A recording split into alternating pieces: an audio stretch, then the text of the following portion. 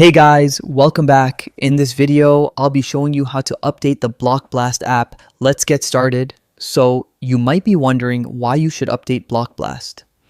Updating your app is a great way to get new features, bug fixes, and improvements for a smoother gaming experience. The first step is to open the App Store where you originally downloaded the game. On most phones, this will be the Google Play Store or App Store. Once you're in the App Store, use the search bar to type in Block Blast and search for it.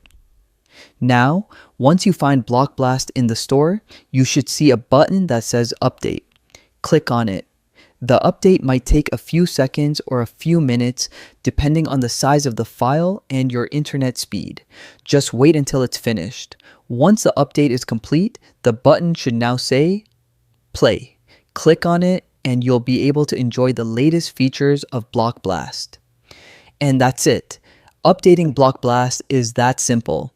If you found this video helpful, hit the like button, subscribe for more tutorials, and check out our next video.